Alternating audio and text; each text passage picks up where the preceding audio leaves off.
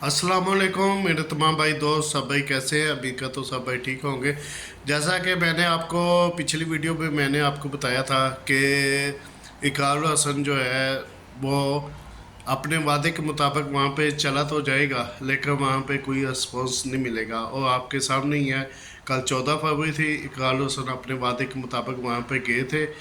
लेकिन उन्होंने क्या किया, उन्होंने पहले तो उनको बिठा दिया और जो उनके चेले थे, उनके कोइंदे, जो उनके जो अपने लोग थे, उनको आगे कर दिया। और वो उनसे यानी कि ना वो कहने लगे हमसे जो सवालात जवाब आता है वो हमसे करें। तो इकबाल हसन ने बोला कि मैं जिसके लिए आया था और जिससे मेरी मुलाकात होनी थी, मैं सिर्फ उसी से मुलाकात करूंगा, मैं बाकी किसी से भी कोई भी मुलाकात नहीं करूंगा। पूरे जो है ना उन्होंने 2.5 घंटे तक इंतज़ार करवाया कि वो अभी यहाँ पे नहीं है। बहाने लगाते रहे कि कोई भी बात है हमसे करो, हम आपको हर सवाल का जो जवाब है ना वो देंगे। लेकिन इकरार हसन ने बोला मैं सिर्फ अगर मुलाकात होगी तो उसी से होगी और किसी से नहीं होगी। और आप ये खुद ही इस बात का अंदाज़ा लगा लें कि वो तो अपने आप को बड़े पीर, बड़ी पहुंची हुई सरकार बोलते हैं, लेकिन जो इतने बड़े आलम हो या पीर हो, वो ऐसा करेगा कि किसी को भी, एक मेहमान आए हुए उनको 2.5 घंटे तक इंतज़ार करवाया। और उनको, हालांकि वो भी खुद भी उधर ही मौजूद था, लेकिन आगे आने से डरता था। वो यही बात थी, वो झूठा था, इस वजह से वो आगे नहीं आने चाहता था। वो 2.5 घंटे तक इंतज़ार करने के बाद अगर वो खुद आया, पहले तो आया तो बड़ी गर्म जोशी से, बड़े प्यार से, इस्तकबाल से वो इकरार हसन को से मिला है। और जब वो जैसे ही वो दोनों बैठे हैं बात करने के लिए, तो पीछे से इनका जो इतना यानी कि चेला, जितने भी परिंदे थे, जितने भी लोग परिंदे इनके थे, वो सब ने ना शोर डालना शुरू कर दिया। उन्होंने वावेला एक मचाना शुरू कर दिया और जो बात करने वाली थी वो बात उन्होंने करने ही नहीं दी। वो इसी वजह से करने नहीं दी कि वो अगर सच्चे होते तो करने देते, वो सच थे ही नहीं। वहाँ पे इनके साथ भी बहुत सारे आदमी थे और उन लोगों के साथ भी एक बहुत बड़ा मीडिया था, पुलिस वाले भी थे, उनके लोग भी थे।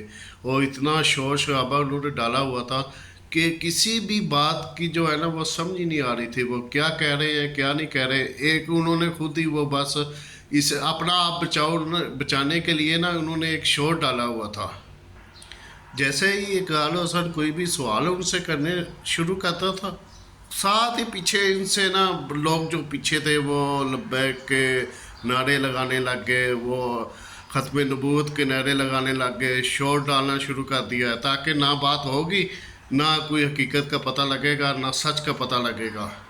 तो ये इनकी यही बातें जो है ना, इनको ये साबित होती हैं कि ये एक नंबर के झूठे आदमी। वहाँ पे इतना रश था, इतना लोगों का जमीर जमा हुआ था कि लोग इतने आए हुए थे कि अगर पुलिस वाले अगर साथ में ना होते तो मेरे ख्याल में जो है ना वहाँ पे कोई ना कोई जगह हो जाना था, कोई फाइट हो जानी थी। इन लोगों की बंदे जो है ना मरना शुरू हो जाने थे, क्योंकि उनके भी लोग बहुत ज़्यादा थे और इनकी तादाद जो है ना वो बहुत कम थी।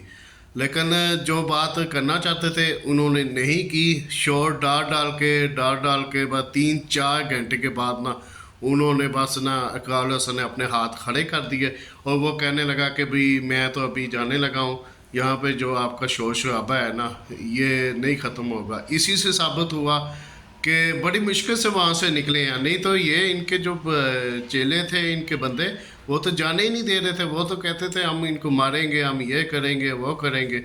लेकिन उन्होंने बड़ी मुश्किल से अपना बच बचाव निकाल के तो वहाँ से निकलने के लिए कामयाब हो गए।